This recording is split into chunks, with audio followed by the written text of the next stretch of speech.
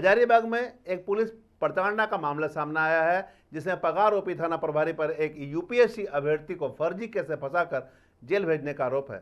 पीड़ित सरदानंद कुमार के पिता मूलचंद साव ने कोयला खनन मुआवजे को लेकर थाने में शिकायत की थी, जिसे नजरअंदाज कर दिया गया। बाद में ऑनलाइन शिकायत करने पर थाना प्रभारी नाराज होकर युवक को गिरफ्तार कर लिए। इस मामले को लेकर सांसद मनीष जायसवाल ने डीआईजी संजीव कुमार से मुलाकात कर निष्पक्ष जांच की मांग की है। सांसद ने कहा कि एक होनहार छात्र का भविष्य से खिलवाड़ गंभीर मामला है। हालांकि डीआईजी ने तत्काल कार्रवाई से इनकार किया है।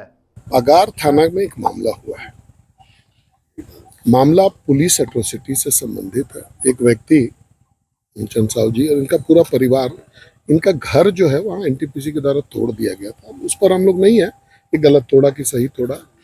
ये एफआईआर लेकर के गए थाना में। उस समय थाना में कोई था नहीं, तो इन्होंने ऑनलाइन एफआईआर कर दिया।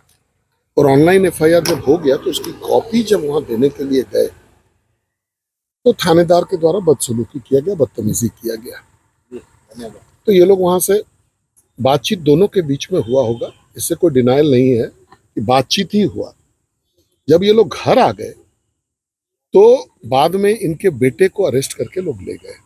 ये जो बच्चा है ये यूपीएससी का एग्जाम दे रहा है, और आप उस पर अगर क्रिमिनल केस कर दिया जाए तो आप समझ सकते हो उसका करियर जो है सब मोटो समाप्त होगा। बाद में जब इन्होंने पता किया तो पता चला कि बड़ा बाबू जो है वहाँ के कोई विक्की करके हैं, हमको अंदाजा नहीं है, उन्होंने केस किया है कि हमारे थाना में जो है पूरा सामान को छीट दिया गया, थानेदार का गट्टा पकड़ा गया और उसके बाद ये लोग भाग गए। ये आरोप उन्होंने लगाया है, जो कि सरासर गलत है। उसी का प्रतिकार के लिए हम लोग आए थे।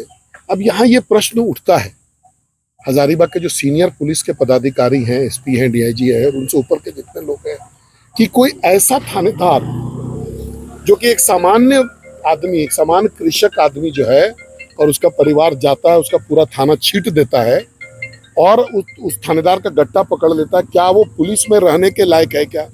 सबसे बड़ा प्रश्न ये। और उसके बाद वो चला भी जाता है।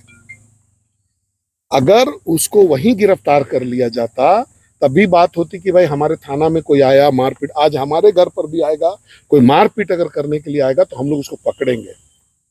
लेकिन आप सोच सकते हैं कि थाना में कोई आदमी, थानेदार का आरोप है कि हमारा पूरा जो है थाना को छीट दिया गया, सभी महत्वपूर्ण दस्तावेज छीट दिए गए, थानेदार का गट्टा पकड़ लिया गया और उसके बाद वो आदमी चला जाता है। ऐसा संभव अगर है तो क्या ऐसे पुलिस पदाधिकारी को नौकरी में रहने का कोई मतलब बनता है क्या?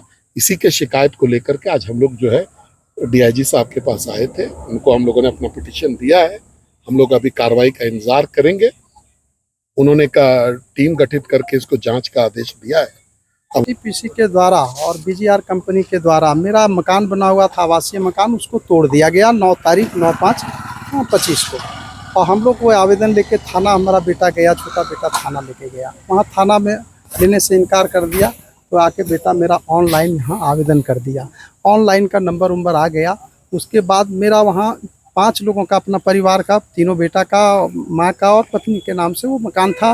बजाते पैसा भी जो मापी हुआ है वो सब है।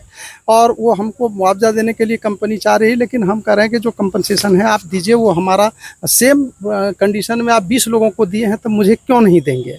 और ये क्या कर रहे हैं कि ये देना नहीं चाहते थे, ज़बरदस्ती घर तोड़ दिए।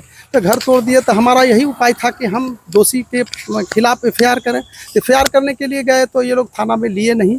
और जब फिर दूसरे दिन गए, तीसरे दिन गए, तो जब दूसरे तीसरे दिन गए तो नहीं लिया, बेटा गया है। तो फिर हम लोग 12 तारीख को गए। अब 12 तारीख को गए तो हम लोग दोनों, बेटा और हम गए, तो बातचीत होने लगा कि सर आवेदन रखिए, आप ऑनलाइन करने बोले तो वो भी कर लिए, आप उसको देखिए, करिए, वो जो दोषी है उस पर कार्रवाई करिए। तो इन्होंने सीधा इनकार कर दिया कि नहीं हम नहीं करेंगे।